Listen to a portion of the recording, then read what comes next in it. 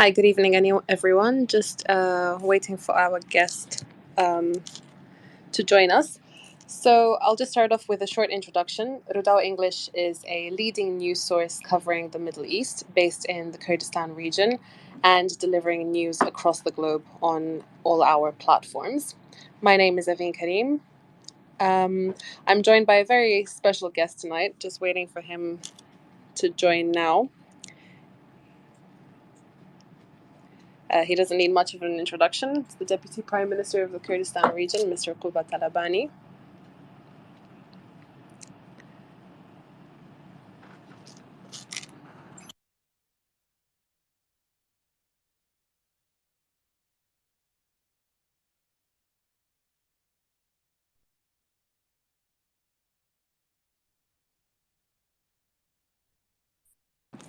All right, perfect. Good evening, Qubad. Can you hear us?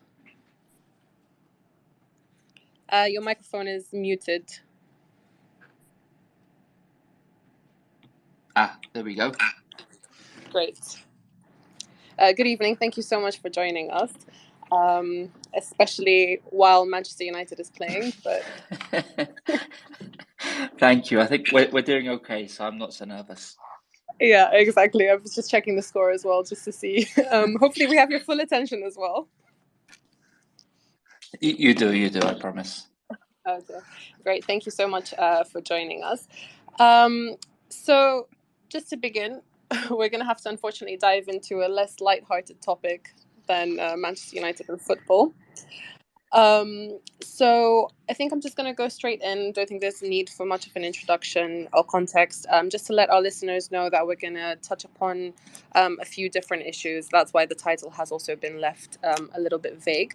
So I think we'll begin with gender-based violence in the Kurdistan region, just to get the grim one out of the way, and then continue on to more political and economic topics, if that's okay with you. Yes, of course. Okay.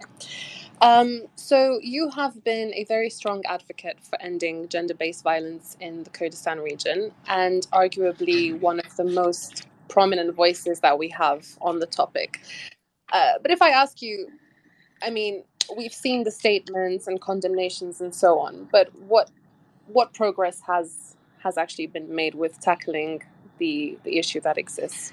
Well, first, thank you, Aveen, for organizing this and for inviting me.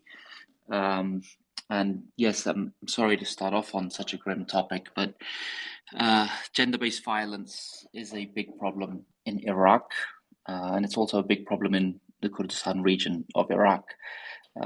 Thankfully, today it is much more of a known problem than it has been over the past few decades, thanks to media outlets such as Rudaw and others. The world, Kurdistan, Iraq, everyone is a lot more aware of the crimes that happen against women, against children, against families. So that identifying the problem, highlighting that there is a problem, is the first step. But then it's how much public outrage is there when we talk about these crimes, when we hear about these crimes, and then what do the relevant authorities of the state, such as the government, security services, the civil society, what do they do and where do they come in to tackle this problem? So I think this is, yes, we've been vocal about it. Yes, we've all said our piece about it. We've all been very, clear about the problems. But now I think enough talk, right? We need to start acting on it and doing this collectively, as government, civil society, and the community as a whole. Exactly. And I just wanted to bring up the most recent development. So just a few days ago, we had a man who was accused of killing his daughters being released. You then published a very strongly worded statement condemning the court's decision to release him. And I think from the outside, what is quite extraordinary is that you are the Deputy Prime Minister of the Kurdistan region. So you are essentially part of the government, you represent the government. If a man like that can be freed on such charges in front of your eyes, then who can actually stop this? and what is preventing progress actually being made? Is it political factors? Is it reluctance from, I don't know, other people in government to take action, or why has it been so slow? I think it requires a combined effort. The court process has to be, it's the final process, it's the final step in the process. It starts with the community, it starts with education, it starts with challenging what are considered to be cultural norms now. It shouldn't be normal to kill your daughter. It shouldn't be normal to kill your sister or any member of your family because of an action or a belief or because of their affection for somebody. That's just not normal. So first of all, we need to combat the cultural norm there. Secondly, yes, I'm the Deputy Prime Minister. I can't interfere in the court process. There is due process, and in this particular case, they deemed a lack of evidence. I challenge that because if there's a lack of evidence, why did the person who was detained? Why was that person on the run for several weeks? Well, if this person was innocent, why were they hiding from the authorities? Why did it take a practically a manhunt to bring them down? That highlighted that we have an antiquated judicial system. The system of bringing so-called witnesses to say, yes, I was a witness and this person didn't do this. That's not enough. So judicial reform is necessary. But before we get to judicial reform, we need reform within the society, a reform within the mentality, reform within what the family elders, what the village elders, what the society thinks is acceptable and what they think is not acceptable. And that's where I think yes, okay, this was an unfortunate incident, that it's not finished yet. The process isn't finished. We're going after, okay, so the dad said it wasn't him, it was the son. Okay, so now we're going to go after the son. We're not just going to I'm not going to let this case rest. We're going to continue following this case until we reach it to conclusion. But it's not just about this case. It's a much broader problem than a specific case and an individual case. Of course. And also, you had two meetings with two different ministries when that happened. Is there anything you can tell us about those meetings? Well, in the cabinet several months ago, I was tasked with trying to get a sense from the government's perspective as why are there increases in violence against women? What are the reasons for it, and what can and what should the government do about it? So these meetings I had were part of that task. Months back, I met with the Directorate for Combating Violence Against Women. I met with the Ministry for Religious Endowment Affairs, with the Scholar Council of Kurdistan this week with the Ministries of Culture and the Ministries of Labour and Social Affairs. Next week, I'll be meeting with Ministries of Interior and other ministries that are relevant on this particular topic to formulate a joint action plan where every ministry, whether it's education, from the program that children study, to higher education, to what happens in universities and colleges and polytechnics, to the Ministry of Culture, that is supposed to be the safeguard of Kurdish culture, across the board. Well, so getting all of the ministries together on one track to formulate a policy and then collectively act on this policy. That's my mission here. Well, I guess bringing up education, that is probably one of the most important ones, especially when how you were talking about this problem coming from tradition, from culture, from stigma that a lot of people are raised with, unfortunately, here. So I guess through education, hopefully that would be one way to tackle it from when children are young as well. Yeah, absolutely. Sure, go ahead.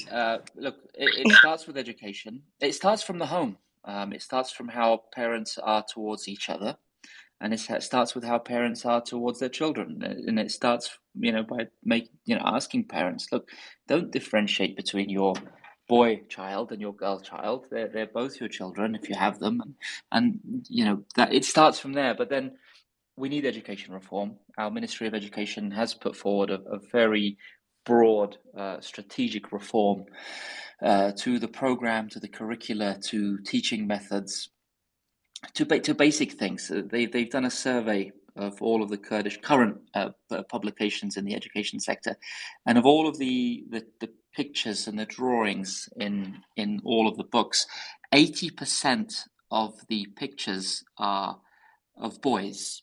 20% are of girls. When they just something basic like this, it starts children off at a very early age to say, okay, apparently it looks like boys are more important than girls. Boys get more important jobs to be given to than girls, just from the Kurdish education books that we're showing our kids. So the ministry have highlighted this as a problem. They are doing their bit to change the program, to change the curricula, but we need to change the teaching methods. We need teachers to understand that they cannot differentiate between boys and girls, and that everyone needs to be treated equally, and that's where you build this, you reset this warped interpretation of Kurdish culture. And if you'll allow me, this isn't historic. Of This course. isn't historical Kurdish culture. You speak to anyone older than the age of 60 years of age now, and you ask them what was it like when they were growing up. There wasn't stuff like this. There wasn't this. Actually, Kurdish culture and Kurdish history is full of powerful women, strong women that have done the tough work, that have raised the households, that have run the households, that have been prominent in politics, prominent in society. So this warped interpretation of what is culturally acceptable is not really what we call Kurdish culture and Kurdish heritage. Yeah, I think those are very important points that you've made. And just before we elaborate on these points and go further, sorry, just to take you back to the initial question that I asked about the specific example that happened this week. So what happened to that man who was released? Like, where is he now?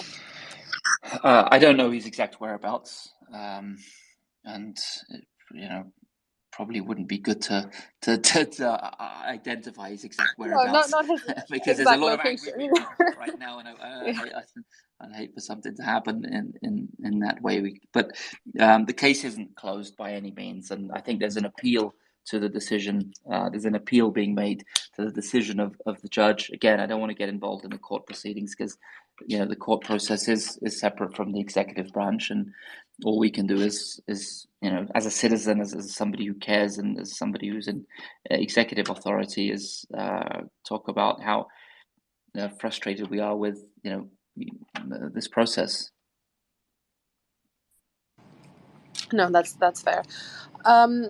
In your latest statement, I wanted to actually pick on a point which I thought was quite interesting and elaborate on. Is you mentioned the stigma that people feel when they deal with these sort of cases. So, for example, the judges, or I don't know, the lawyers, or people of the court. Why is it sometimes so difficult for men to hold other men accountable for what they do? I don't know. I mean, I'm not. I can only speak from my own experience. I was lucky, in a sense, to grow up in a family with very strong and prominent women. So equality was very evident in my household growing up. Obviously, my grandmother was a strong personality. My great grandmother was a strong personality. My mother was my aunts. They were all. If anything, they were probably more dominant than their husbands. So I grew up in an environment where it was, quite very equal. So I don't know. We're all a product of our upbringing. We're a product of our childhood. But I just think that it's easy. In a male-dominated society with a male-dominated culture and a male-dominated court system and a male-dominated government in a male-dominant business community, where every segment of society of the professional class is male-dominated, it's a man's club, and that countering What this. what can we do? What can we do to bring in more women? Um, well, you obviously, I think everybody needs to play a role. First of all, you look at the political parties now. I think a lot of them are a lot more cognizant of this, and we had the quota system in the parliament, which, okay, brings in a set degree of quota to the overall picture.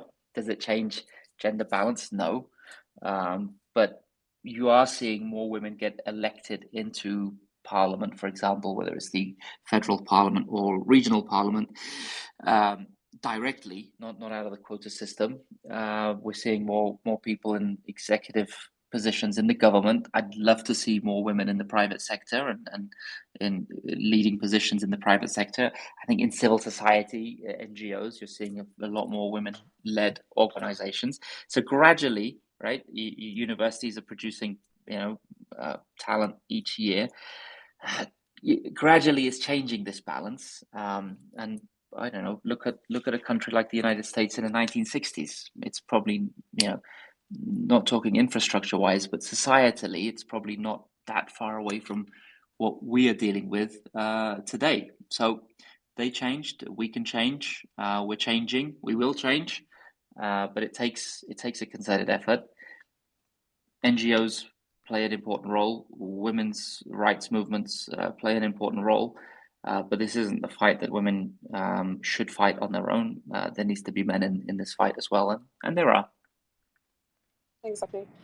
I can say from our point of view as journalists and as media working on these stories, one of the biggest difficulties that we confronted when covering pieces like this, when it's on, women being killed, whether it's in the Kurdistan region or even in Iraq as a whole, even though there are all these NGOs that do all this amazing work, one challenge we have is that there are no statistics of the femicides or the honor killings that are committed.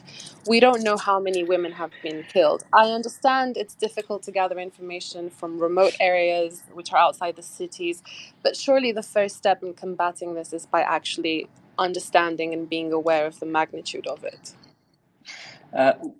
Data is much more available today than it was 10 years ago. The the Directorate General for Combating Violence Against Women does have very good statistics. They have wonderful case officers in Duhok, Erbil, Slemania, Germia, and Raparin who are really amazing soldiers, working on the front lines in this case. And they have good data. So we do get, there is a lot more reporting now, and that, thanks to the multitude of media outlets, thanks to social media, there is reporting. Now, there isn't always helpful reporting on the cases. I think media outlets, if you'll allow me, including Rudaw, do need to work better with civil society on how you report a case of the gender-based violence cases. How do you report femicide cases? There have been cases in the past where the way that the case has been reported has actually not helped combating the stigma. So that I think we all need to work better on. Yes, it's good to report these cases, but we need to report them in a more professional way than has been reported to date, and that comes through training and working with civil society. Yeah, that actually touches upon what I wanted to go to next, about whether sometimes we cause more problems by really mediatizing specific cases. One example that I can think of is the young woman, Zuleika, who was stabbed 28 times, allegedly by her brother. It was, it was quite mediatized. We knew her name. She decided to provide her name to show her face and so on. You also gave out statements and helped and contributed with this particular case. What we know now is that she's currently in hiding. Won't reveal more information just for her own safety. But do you think sometimes maybe the publicity that is brought both by the media or by politicians like yourself can sometimes cause more harm than good? And what was actually done for someone like her other than condemnation? Well, I think that case was unique because personally, me as a deputy prime minister, I heard it from Rudaw. I heard about the case from Rudaw, and that and I think this lady had been so many attempts on her life that she had just basically had enough. I said, look, Yeah. I want to come on TV. I want to tell everybody what I've had to go through and who I am, and she was incredibly brave for doing that. So I don't think she wanted to do that, and I think again, there are experts that can tell you whether this was good or bad, but it the whole nation was fixated on this issue, and it did help bring awareness in a way that I think if it was just dealt within the government bureaucracy, it wouldn't have raised it in any way. It would have just been another statistic. But I think occasionally you do need to break that mold. However, there have been cases where if somebody has committed suicide because they've been tormented at home, sometimes the way that the media outlets go into showing exactly how the suicide was carried out and exactly how the person actually did this and exactly Oh how the yeah, person was, that's it's terrible. just bad form, really. I mean, and I think sometimes so much attention is put on both the victim and the crime that the criminal is washed out in this process. There's cases where we know that person X has killed person Y and the person X has fled to Germany, for example. We know this. It's obvious. So why we talk about the case, but why aren't we talking about the person? He's in Germany. I'm pretty sure the German authorities are interested in finding them, for example. Probably. Just one final question on the gender-based violence topic before we move on is just on the issue of arrests. As a woman living in such a society and seeing what's happening, reading about what's happening, what is being done to make us safe in terms of finding these perpetrators, or when the arrests are made? We hear of arrests happening and then, like this man, for example, being released. We never really find out what happens after the arrest. Do they stay detained? Are they released back into society? How are we supposed to feel safe as women? Well, I think that the current laws have several loopholes in them that make it very difficult to prosecute cases. First and foremost, this whole stigma of the honor of the family. So somebody that's had, has been sexually harassed or even worse, may not want to come forward and go through the arduous trial process and bring their name into the spotlight and bring their family's name into the spotlight. So there's no current process for maintaining the secrecy of a case or the confidentiality of a victim. So really, the law for combating violence against women, the previous law was written with really good intentions, and it was a I would say a groundbreaking law at the time it was passed. Was good for that time, but since then we've seen several loopholes in the process, which is why we've revised this law, and the new law is currently being debated in Parliament. And there is more. It's more of a kind of victim-based law that protects the victim more and does do more to maintain confidentiality and takes the And whole tribal resolution process out of the court process. So I think that the new law, and I hope it passes in the Parliament, and I'm urging all of the political parties in Parliament to push this law through, to pass this law, to unite around this law, and don't let the so-called and ridiculous cultural norms chip away at this piece of legislation, because and I hope everybody can be as vocal as they can be to make sure the law as drafted passes. That will be a strong foundation. Then it comes down to training the judges. It's not, I don't, who cares what the person is wearing? Why should somebody yeah, who's wearing impact whether or not this person deserve to be a victim or not? Nobody deserves to be a victim, regardless of what they're wearing. So these are None of this is written in a bylaw or in a law or in a guideline or a regulation. This comes back to the adjudication of a person, right? Whether it's the judge or the police officer or the DG, or whether it's the tribal chief. They look at somebody and just by their appearance, oh, okay, you make this determination off the bat. Those kinds of things need to change, and the more we educate ourselves, and everyone needs to be educated. Look, I think the Me Too movement educated all of us, right? Where things today are unacceptable that maybe 5 years ago, 6 years ago would have been normal in the workplace, right? This is not a light switch where you just flick it and it's done. This is an evolution, and it evolves on a daily basis. And it is not for me. It is not for me as a man to say what a woman should feel comfortable and not feel comfortable accepting. It's not my job to do that.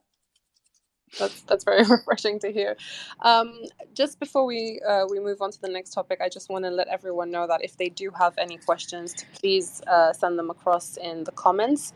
Also, raise your hand if you would like to join, but of course we will be checking thoroughly who we can let in into the discussion. But please feel free to send across your comments. So in the meantime, while I check that, if we can move on to discussing current KRG reforms, if that's okay. Yes. Yeah. So I guess slightly brighter topic, right? A little bit, hopefully. I guess what everyone is probably wondering at the moment is, where are we with the KRG reforms? One example, if we take, is the digitalization, for example, which has been really talked about recently.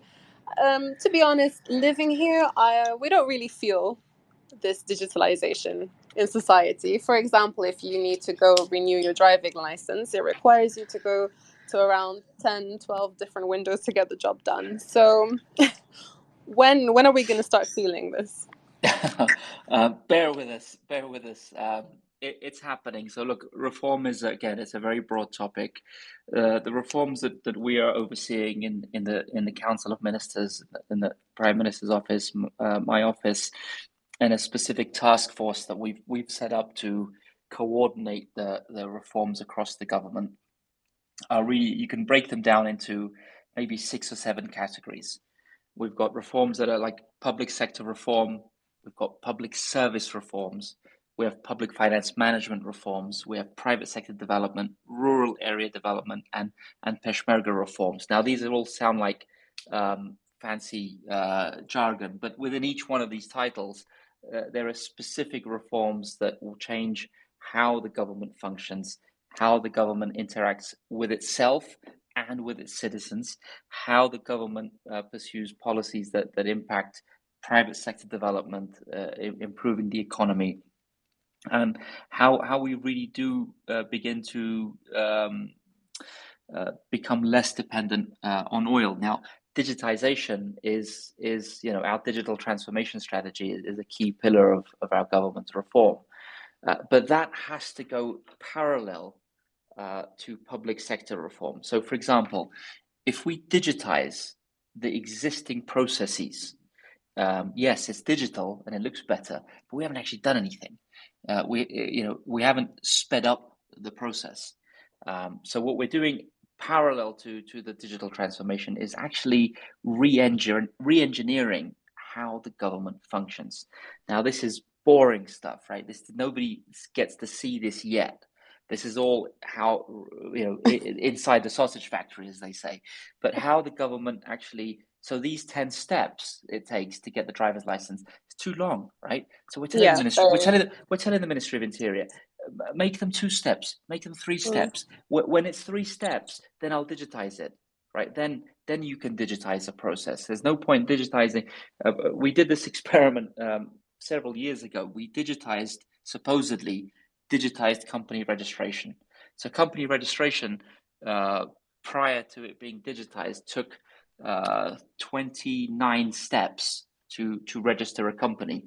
When we digitized the process, it took 31 steps because we added 2 digital steps at the beginning and at the end of the process, and we didn't actually do anything, right? So we have a program called Services. It's a cross-governmental program we've tasked every ministry to document everything they do, every single service they provide to the citizens, and there's a portal you can go to online. It's services the .krd, and you'll see what the government does. There's like some 470 independent transactions between the government and the state, and they're online as is. Right now, we're tasking every ministry to streamline those services. If it takes 10 steps, I don't want 10 steps. I want it in 1, Yeah. 2, or 3 steps. If it takes 5 days, it's too long. I want it done in 1 day.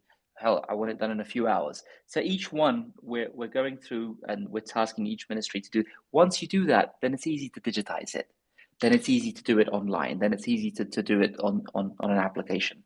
But if the machinery takes days and weeks in some cases, there's no point digitizing it. So digital transformation is a big element of our work. We've got the department for IT, who's doing great work. His staff are doing great work, and we're supporting them in these reforms. Now, in that broad topic of digital transformation and digital services, we have some very exciting things that are in the pipeline.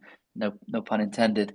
Such as e-payment, for example. I was just going to Dealing ask, when can we? Yeah. Payrolls, doing with company registration, doing with all kinds of services that citizens could get from the government through this streamlined service portal. Well, that all sounds really great, but when do you think we will actually start to see these or use them and benefit from them? Well, they're gradually they're rolling out. This isn't something that's going to be like there is no ta-da moment. There isn't like, okay, this is it, now we've done it. It's a rolling process. So we've been working on company registration for a long time. So we've re-engineered the process. We've had to pass a new law, right? Because sometimes the laws are so antiquated, they prohibit you from reforming. So with company registration now, we've passed a new law. The Ministry of Trade and Industry have streamlined this process now. The IT guys are working on the IT infrastructure. So now we're coordinating with the tax office to make sure, okay, when you register a company, you'll be issued a unique entity number, which is like a tax ID number of sorts, if people from across the world are familiar with that. So when that's required, you need the Ministry of Labour and Social Affairs to be involved in the process, so they can do the pensions for the private sector. So these reforms cross multiple ministries. So yes, they do take time. They require changing laws. They require changing various regulations. But we're very excited because these things are making great progress, and there's buy-in within the system as well, within the government. So you'll start seeing some of these soon, and some we'll be piloting. And I think it will be easier to live and work and transact in Kurdistan, I promise you. Well, that's great. I'm very excited for that, especially to finally be able to use POS and stuff like that. Now, it's the little things, right? Exactly. Moving on now to have to bring this one up because I'm sure a lot of people resonate with this.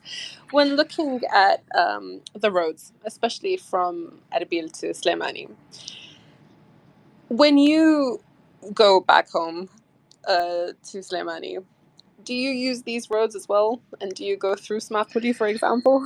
I did today.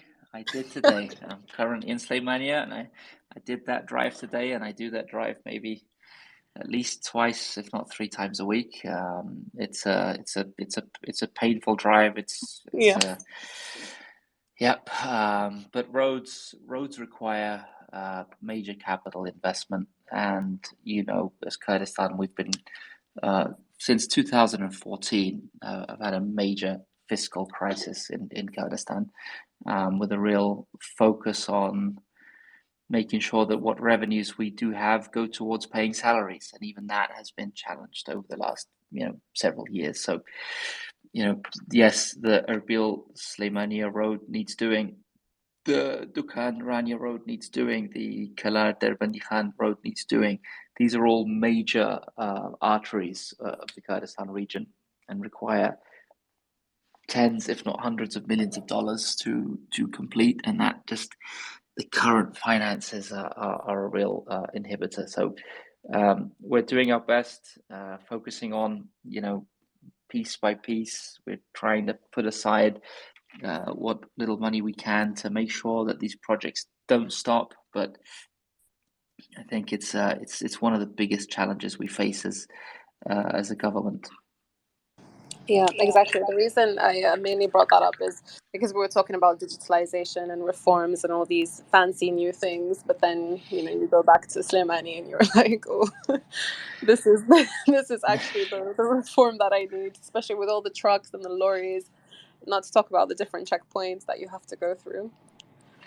Yeah, and of course, so but that's also part of our economic development strategy, because for commerce you need roads, right? So if we want to increase commerce, we need better roads, better roads within the provinces, better roads that lead to our neighboring countries, and that our Ministry of Reconstruction and Housing, they know what needs to be done, and it's just a matter of apportioning the right revenues to them so they can continue along with these projects. Now, parallel to this, there's an opportunity for investment in terms of having toll roads, and we're speaking with many investors to create major highways between the provinces that you see them across the world, like that's an area for the private sector to come in and more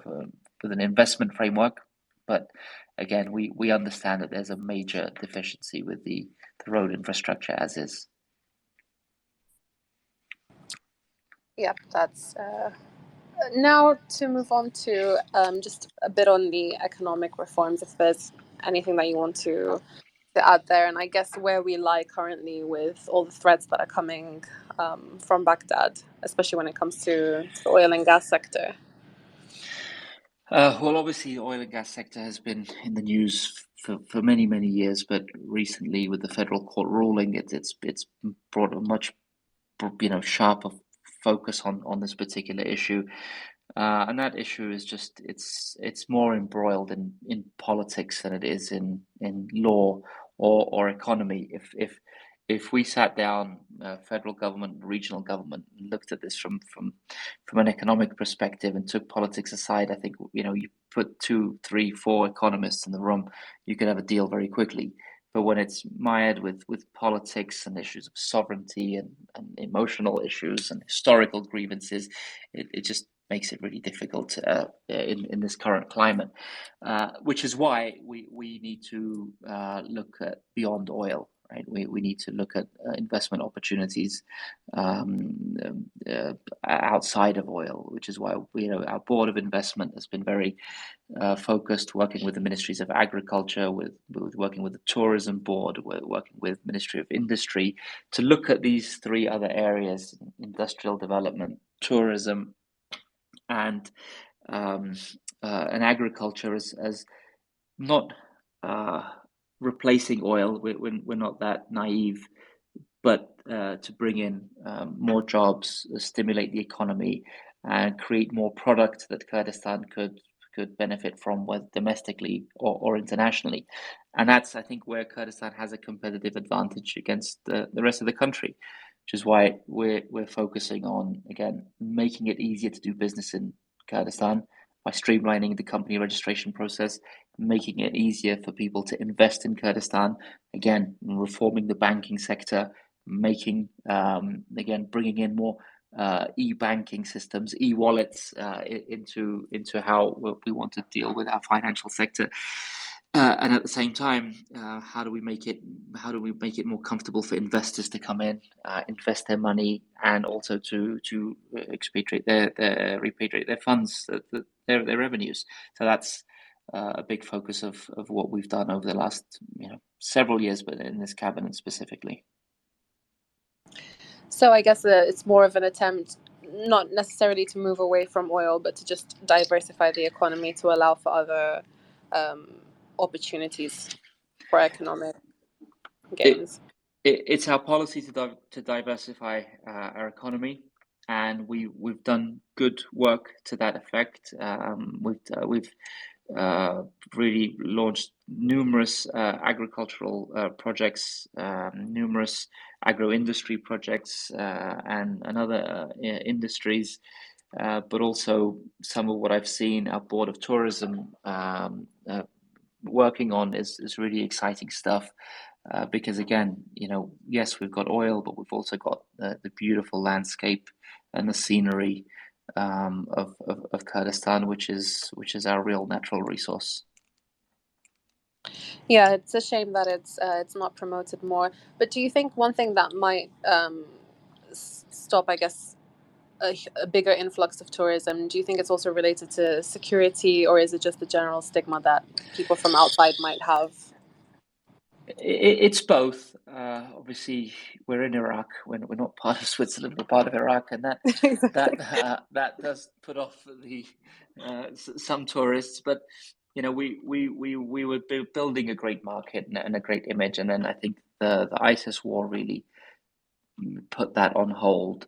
Things started to turn back on, and then COVID struck, and now we're getting past COVID. We have to brace ourselves for the next one, whether it's the political chaos in Baghdad or what else. But obviously, we're living in a part of the world that will always have some sort of issues. But again, when you've got the beauty of Kurdistan, people will come to it. People will want to see it, and especially in this age of social media and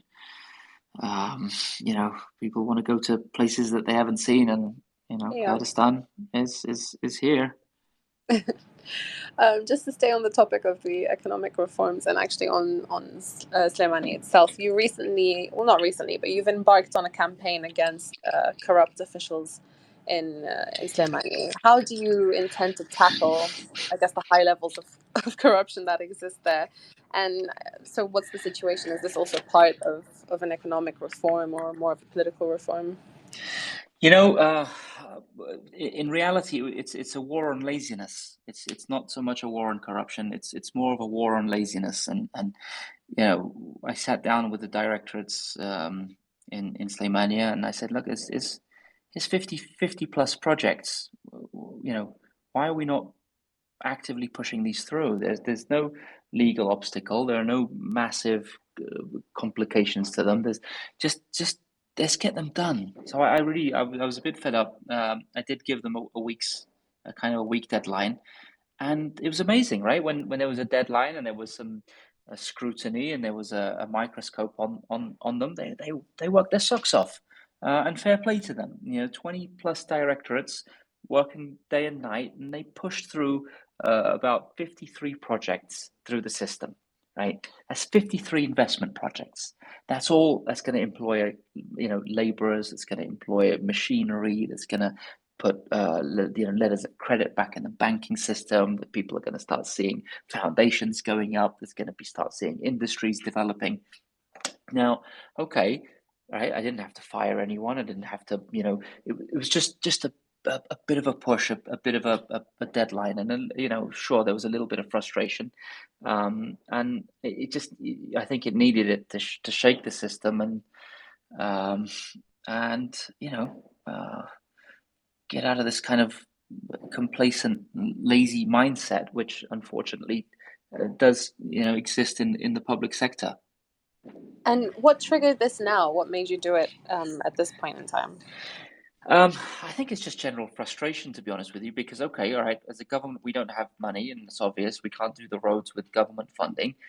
But here are people wanting to spend their own money. So what's the bloody problem? Like, just let them do their work, right?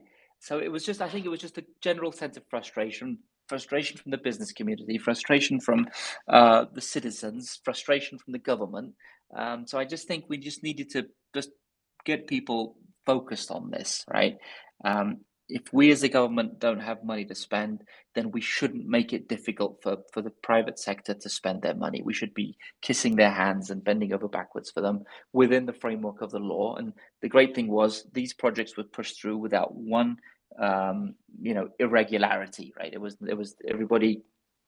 We had made sure that there was a lot of legal scrutiny on them, and we were able to do it. Okay, so they did a year's worth of work in 1 week. Okay, I don't expect that every week, but now I think there's a much better expectation of what can be done because they proved to me that they can do it. Okay, now it's up to me to make sure that I keep the fire on a little bit and praise them when they do the good work that they did, and now they deserve praise. It's kind of like at school, I guess. Not any bias because I'm originally from Suli, but just staying on the Slimani topic. We can call it an economic crisis, what is going on at the moment in the city. Even when you look at I currently live in Erbil, when you look at the difference in the two cities, it's very evident. Is it a problem of the KRG or is it something that comes from Slimani itself? And what can be done to solve it? And can we solve it? Yes, it can be solved, and it has to be solved. And it's look, Kurdistan has been in an economic crunch really since 2014. Now, that's I think that's one marker, and that's impacted Kalar and it's impacted Zaho. So we've had a fiscal crunch and a reduction in our revenues, a considerable reduction in our revenues. Now, I think what's made things worse is as our revenue has decreased and Baghdad has stopped paying us, it means we can't. We used to be able to cover our salaries from civil servant salaries, which are plentiful, right? It's like 900 billion dinars a month on salaries alone. We used to cover that from what was coming in from Baghdad and what was coming in from our own oil revenues. So obviously now there's nothing coming in from Baghdad, and our oil revenues now have to take up the brunt of the salary expenditures. Now that's coincided with a real decrease in non-oil revenues, right? Trade is down. The border trade between Iran and Slemania is down considerably. The border trade between Turkey and the KRG is down considerably. So this is creating a fiscal deficit in Slemania specifically.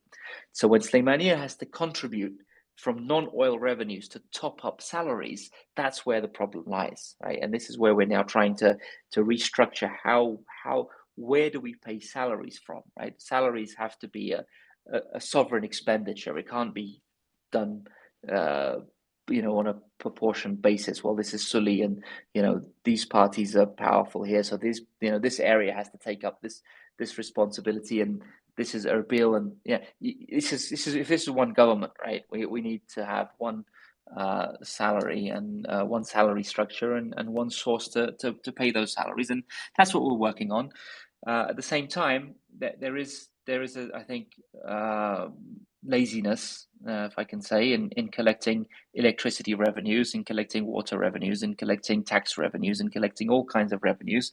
And you make a comparison between Slemania and Erbil, and you'll see Erbil does a better job of collecting revenue. So that has to change, and I've laid this down to the departments. People want to pay this electricity bills. I know many people in Slemania that tell me, Qubad, nobody comes to I want to pay, right? Somebody's got to go and take that money from citizens. And again, we're working on it. We're cracking the whip, and we're getting these departments to be more cognizant of the fact that everybody's got to contribute to increasing the revenues of Kurdistan, and that will address the fiscal crunch that we have. You make it easier to do investment in somewhere like Slemania, and there's a lot of investment opportunities in Slemania. That's going to make the economic situation improve, and then that's going to make the city feel more vibrant. look, Yeah. I'm not a fan of just building fancy, shiny buildings for the sake of it, right? You know, a lot of this requires real infrastructure and real planning, Of because course. we need water, we need electricity, we need services and public services for these projects. So yeah, you know, we're pushing ahead with investment projects, but it's not just, you know, building for the sake of it. Yeah, no, that's a very good point. We do need that sort of economic stability before going ahead with all these plans. Is it a fair assessment to make to say that the KRG is less inclined towards reforming or stops reforming when oil is high or when a lot of money comes in from oil? Once that money is gone or oil prices are low, then come the reforms. Certainly, we needed the fiscal crunch to give us a kick up the backside and get us to be more interested in reforms. But now I think that since facing the calamity of 2014, really, when all of our budget was cut and we didn't have oil revenues, and that facing that crisis then has really, I think, changed the mindset and has made us realize that oil is a commodity. It's worth something today. It's going to be worth something less tomorrow. We might not even have it the day after tomorrow. So we can't afford to be lazy. That's why we're focusing on, you know, agricultural development, industrial development, tourism, streamlining government services, increasing revenues, decreasing expenditures, making things more transparent, trying to build trust with citizens. These are all these aren't fancy slogans. These are things we're working on. Each one of them, we're working on them. But obviously, we're in a crazy political environment, and that doesn't always help. But yeah, it's easy to be lazy on reform when you're flush with cash. I can't remember the last time we were flush with cash. So we've got to stick to the reforms. Speaking of a crazy political environment, given Do we what have to? no, just a little bit, just a little bit. It's difficult to ignore. It's very recent as well. Yeah. Given the developments that we saw in Baghdad, we don't have to elaborate or go into it. Do you think it might make people within the KRG, within the political framework of the KRG, to realize how important it is to stay united? Because in Baghdad, the problem was we have so many different political actors. We saw what happens when there's not one sort of concise governing body. Shouldn't the Kurds also be thinking about this? I mean, we could have one Peshmerga, one Asaish, one traffic police, and so on. What happened to the unification of the Peshmerga, for example? Yeah, God. I mean, yes, we should be Sorry about united. that. No, it's you know, we should be more united, and it's just I can't, you know, I'm sure our population is equally as frustrated as we all are that we're not as united as we should be. We've seen throughout history when Kurdistan is united, what can be achieved, right? If we had not been united in the early 90s, you know, the Kurdistan regional government would have never formed. If we hadn't have gotten together after the tragic civil war of the mid 90s, we would have never had the kind of the growth period that we had from 99, 2000 to 2001. If we hadn't have been united as Kurds, we would have never been. There wouldn't have been regime change in Iraq, and we would have never had the influence that we did have in Iraq through government the regime change process. If we hadn't have been united in 2005, we would have never gotten our rights in the Iraqi constitution that we have now. So we've seen throughout history the major milestones of Kurdish history. When we're united, we can achieve amazing things. On the flip side, when we haven't been united, we've lost territory. When we haven't been united, we've lost lives. When we haven't been united, we've wrecked our economy. When we haven't been united, we've lost. And that's the thing. We'll never be stronger than Turkey and Iran, than the neighborhood that we live in. We'll probably never be stronger than Iraq, but we could always be smarter than them. And that's got to be where our leadership has to work towards to being smart, not just to being strong. And if you've got strength and you've got no brains, then it doesn't. You rarely win, right? We need to be smart. And now Iraq is going through a very difficult time. We need to help Iraq.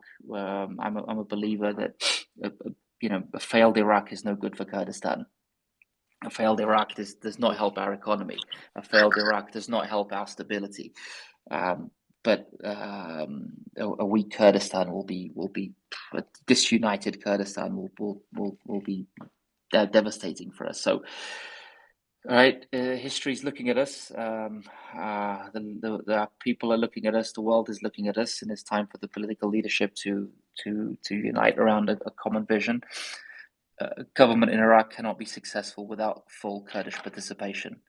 Right? Who cares who the president of Iraq is if we don't have our rights protected, if we don't have our land protected, if we don't have our regional federal structure protected, if we don't have our natural resources and our revenue and our economy protected?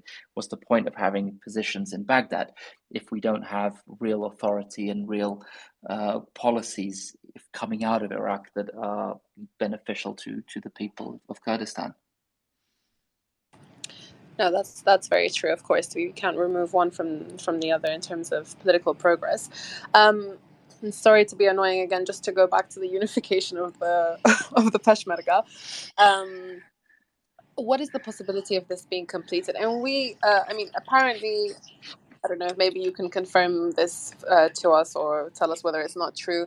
There is currently pressure from the West, including the US, for this to be completed. Otherwise, there will be budget cuts.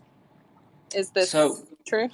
So I don't want to call it the unification of the Peshmerga, because that's just one step in a long series of reform initiatives that need to take place before we have a national non-party kind of allied security force. So Pesh reform is going slowly. We're working with our coalition partners, the US, the UK, the Germans, the Dutch. They're helping us with this reform process. Some of it is administrative, some of it is financial. We're making, again, like the electronic payments and the payroll, having single accounting units, and there's a lot of kind of nerdy stuff that's going on behind the scenes in command and control issues, right sizing the brigades and divisions. All of that is happening, right? There's no point unifying if you haven't done all of that stuff. It's a bit like the digitization that I talked about earlier. You can't digitize a rubbish system. You don't. There's no point doing that. There's no point unifying the Pesh right now when the system is as in need of reform as it is. So let's do all of the foundational stuff in terms of command and control, in terms of payroll and human resources, in terms of training, in terms of putting in place recruitment for future Peshmerga that doesn't come through the political party apparatus.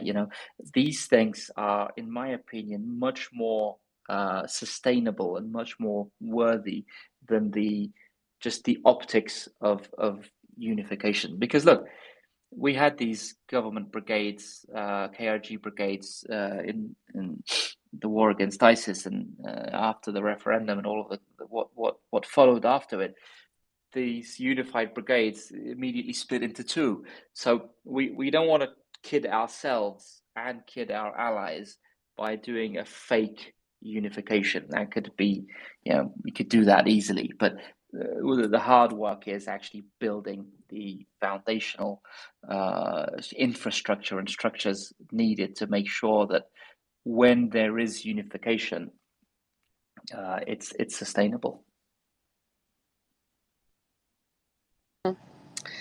And just to go back to the actual question, are there such threats being made? There's frustration. There's frustration by our friends in the coalition. We've never had a relationship where we, threaten each other, and there is frustration at the slow pace of things, and they're working with us to speed things up.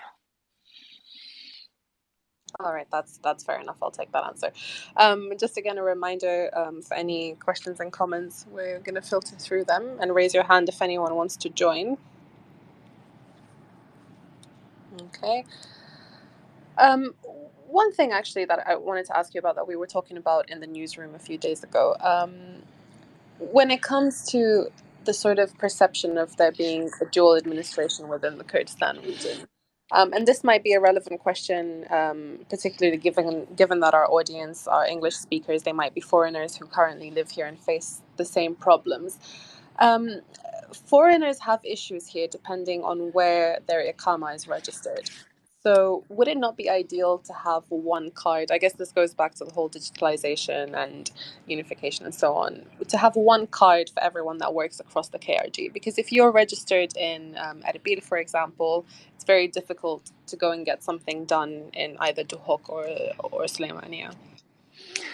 Yes, and so we need to connect all of the Iqama directorates together, and to have a centralized kind of database of legal Iqamas. Unfortunately, we've seen in the past some corruption in the Iqama system. There was recently a crackdown in Sulaimania where there were Iqama cards issued illegally.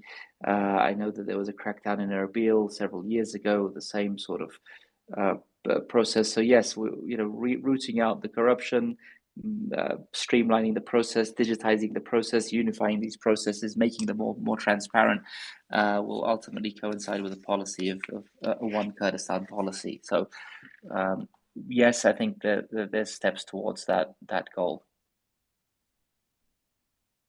Okay, thank you. I think we can start taking some questions. I'll just, 1 second, let me just bring one up.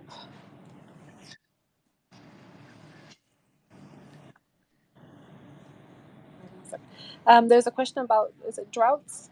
The droughts and dams. So I guess what's happening with that in terms of obviously Turkey and Iran building more dams, increasing droughts, not just in Kurdistan, also in Iraq as a whole, and just water scarcity. Well, just as we were recovering from the COVID pandemic, we did face a serious drought for the last 2 years. It's had a big impact on agricultural produce in Kurdistan. So dams help, but experts are telling me that dams in hot places when you've got large water services is not the best way to go, because you do end up losing a lot of water to evaporation, and as anyone living here can attest, it can get quite hot here in the late spring, summer, and the fall. So yes, we need better water management, and we're working with our Dutch friends on water management, on agricultural reform, and on better, let's say, more developed and advanced irrigation for agricultural land. Absolutely, that's a big part of our agricultural reform strategy. But then again, you've also got the strategic and geostrategic policies of dams being built in Turkey and water being redirected in Iran, and these are obviously things that we have to raise up with them directly, but also this is where Iraq has to come online, because water coming into Iraq and then through Kurdistan goes to the rest of the country, and this is an authority of the federal government. This is an exclusive area of jurisdiction of the federal government, and they need to raise it with their colleagues in Tehran and in Ankara to say this is unacceptable, and this is a violation. In some cases, it could be a violation of international law, and it needs to stop. Thank you. And one other question takes us back to our initial topic of gender-based violence. The question from Siobhan Fazal on the spike of gender-based violence cases, has the government considered the potential impacts of austerity economics, freezing public employment on the issue, given that education and health sectors are the main avenues of female employment? Unfortunately, reports tell us every crisis adversely impacts women more than it does men. Look at something like COVID and quarantine. The rates of gender-based violence and domestic violence skyrocketed during the COVID pandemic globally, but also here and specifically in Kurdistan. When times are hard financially and families aren't doing well, and again, looking at the patriarchal system that we have here, the breadwinner of the house is not doing well. He doesn't feel good about himself. What does that person do? Sometimes, unfortunately, takes it out on his partner and his family. So all of these crises, whether it's an economic crisis, whether it's the fiscal crisis, whether it's the health pandemic, whether it's just general stress from politics, ends up adversely impacting the household and predominantly women and children in that household. So yes, Shifan is absolutely correct. Another question, mainly based on, it's more about regional politics, is how do you view relations with the Gulf countries, especially the Kingdom of Saudi Arabia? And is it not time for the Kurdistan region to build its representations in these countries?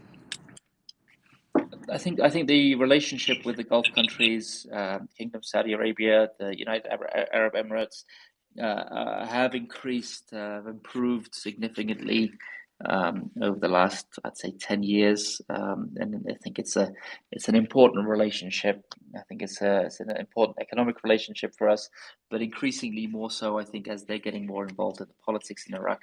Politically, it's astute for us to improve our relations, whether it's through representations, which again cost money, or whether it's just through more political, trade, cultural, and educational exchanges. I think there are many ways in this globalized world today to improve relations beyond just the traditional static representations and mission-based approach. And now one question on private sector employment.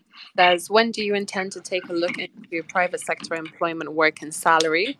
Most of the companies force their employees to work 12 hours, 6 days per week, without counting overtime working hours.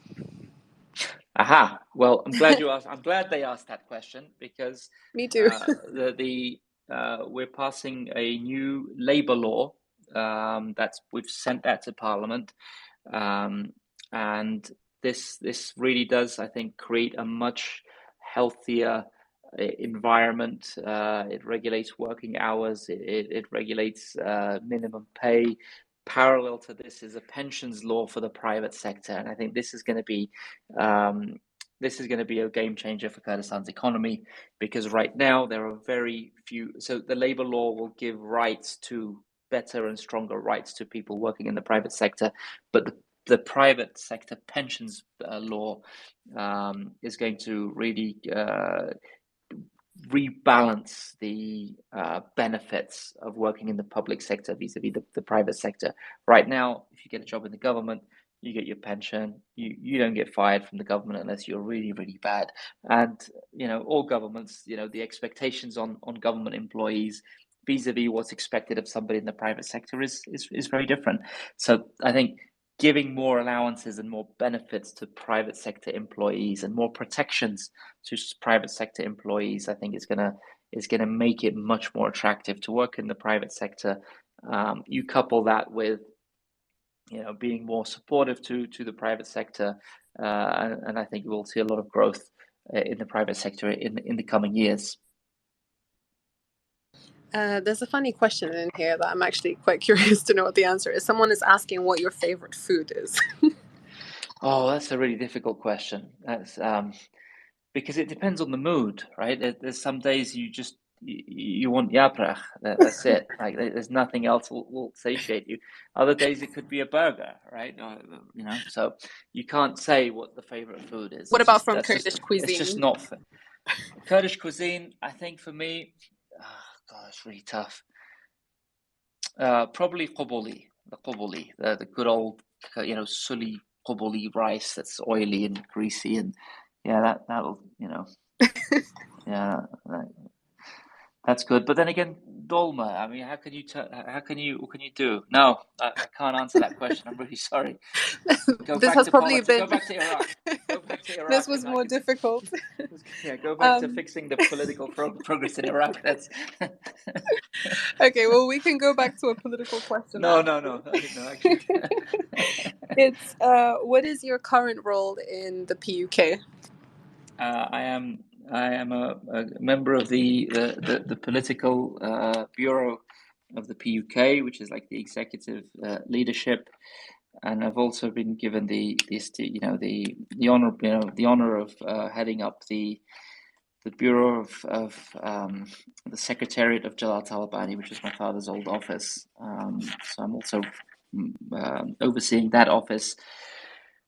So it's a new role for me because I've primarily done government stuff since I've been back, but since the PUK Congress in 2020, I've been a lot more engaged on politics and PUK politics and some grassroots politics stuff, which is it has its fun days. And are you looking to change anything with the PUK? Absolutely. I think look, you can't just reform the government, right? Politics needs to reform in Kurdistan, and one of the things that we're trying to do now in the PUK with the new leadership that we have is being a political party, right? So and that involves having policies, right? And so you look at all of these arguments in Iraq right now on government formation. There isn't any discussion on policies. It's all about positions. Who's going to be prime minister? Who's going to be president? Who wants oil ministry? Who wants this ministry? What do we do with the armed forces? Nobody's talking about what kind of economic policy does the country have, what kind of healthcare policy the country should have, what kind of education policy that the country should have. Nobody's discussing that right now in Iraq. So what we're doing in the PUK, and we had a big conference in late May within the PUK. We had the PUK Forum, where we pulled together all of the members and all of the cadres of the party, some 4,000 people. We got together over a 6-month period. It culminated in this big forum where we tackled every policy. So and these have been adopted now. So in the near future, we're going to roll out the PUK vision, for Iraq, the PUK vision for the Kurdistan region, the PUK vision for governance in Iraq, the PUK vision for governance in the Kurdistan region. What do we stand for as the PUK? And I think that's what, political parties need to have political differences, not geographical differences, not differences based on, who should be in what position. There needs to be policy differences so citizens can then have a real choice in who to vote for based on policies, not based on historical relevance or geography or I don't know what other issues people what other indicators are people vote on in these days. So I think this is what we're doing in the PUK, and I think it's new, and hopefully it'll be new for Kurdish and Iraqi politics too. And what are these visions of the PUK? Are they very much aligned with what you've told us about in terms of your own visions and reforms and so on, or do they slightly differ? I think the PUK is ultimately it's a social democratic party, so its roots, its ideal, its belief structure as a party is of the social democratic kind of framework. So there is a focus on the citizen, right? There is a focus on social justice and social equality. There is a focus on some the gender issues that we've talked about, right? And so. And it's sometimes I kind of have a bit of a believer in strong private sector. Sometimes this clashes with the old traditional leftist mindset that we have to constantly battle in Kurdistan. So it's about adapting adapting to the requirements of the day while sticking to your core political beliefs and ideologies.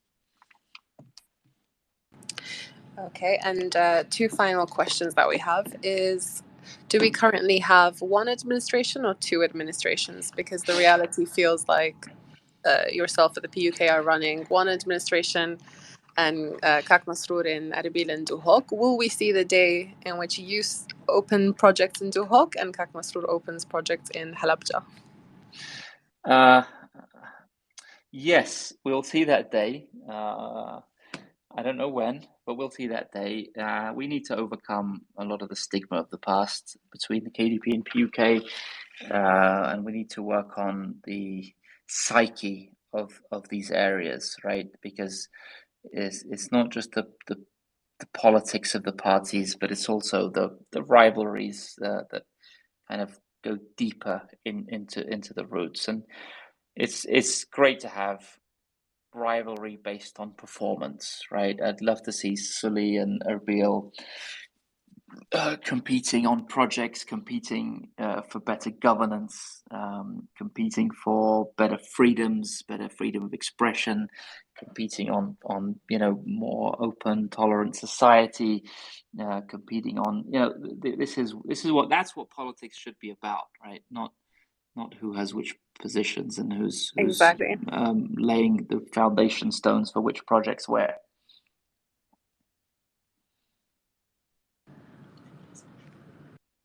And now, genuinely, the last question.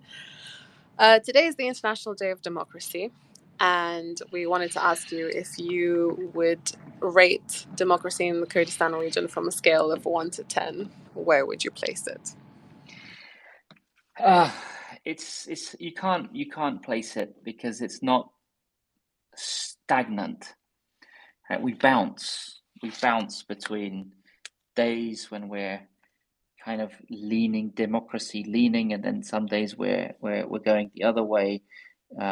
Something will happen, and we'll be applauded for a position, and then we'll do something and regress. So I don't think democracy is not something that you can't just market. I think it's a process and progress, and I just think we need a more tolerant society. No, I thankfully no. I don't have to. Okay. But it's just you literally. I could give a number, and then tonight something could happen, and that number will be halved, right? So it's not. I'm a scientific person, so I just find it impossible to answer that question. I'm not avoiding it. I'm not happy, right? I'm not proud of where we are on the democracy scale that I've witnessed in my life. Now, I've been lucky enough to have been raised in the UK and spent 12 years in the US. So my experience with democracy is something different, right?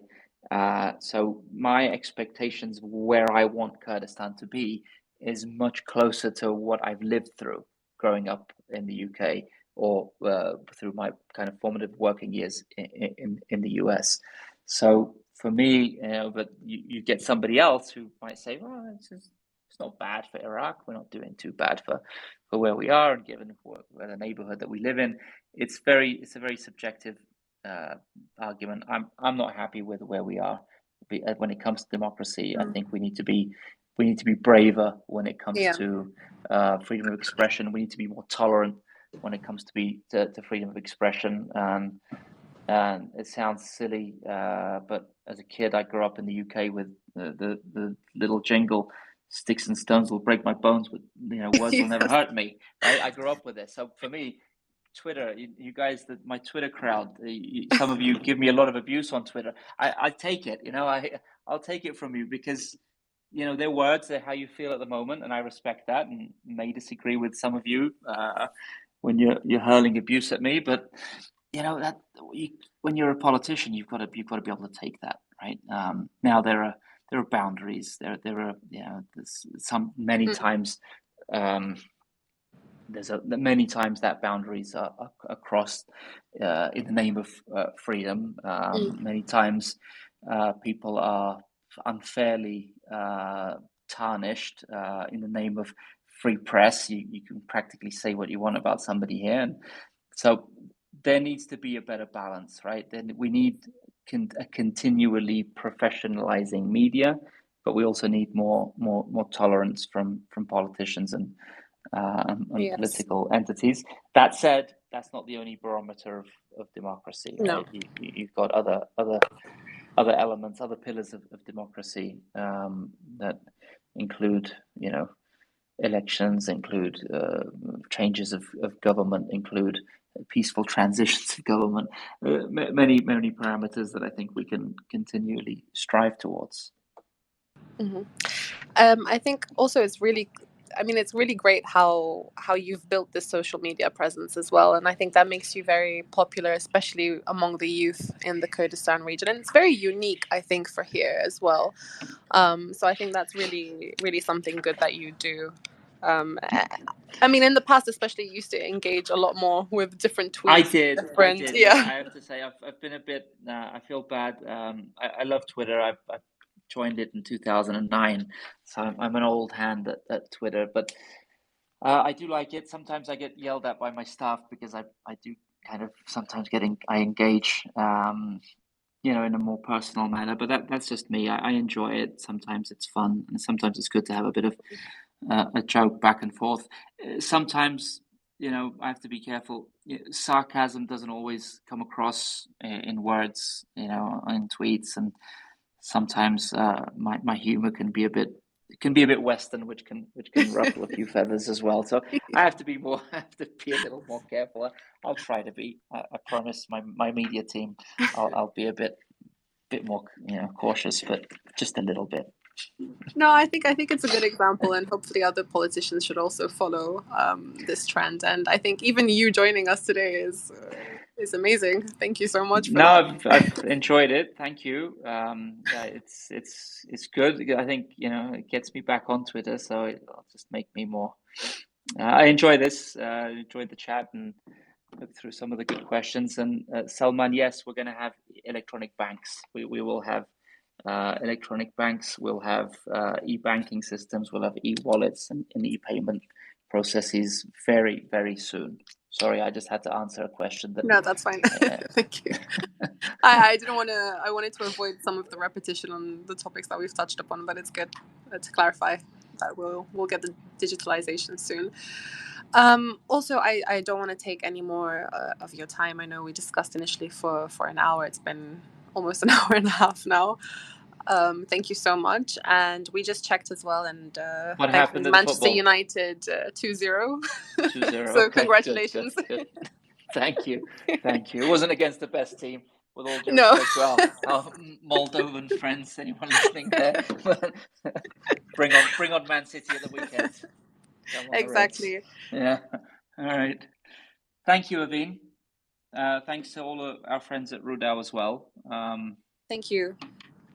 And look forward to the next time. No, thank you so much for joining us. Honestly, it's been really great. Unfortunately, it was a bit difficult to fit in all these different topics into this time, but we'll definitely do it again next time if you're willing to join us. Anytime. I'm definitely looking forward to it. Anytime. Thank you so much. Care. Bye-bye. Have a great night. Bye-bye. Thanks, you too. And thank you to all our listeners for tuning in, especially those tuning in on a Thursday night from the Kurdistan region. And we'll let you know when our next Twitter space will be held. So thank you.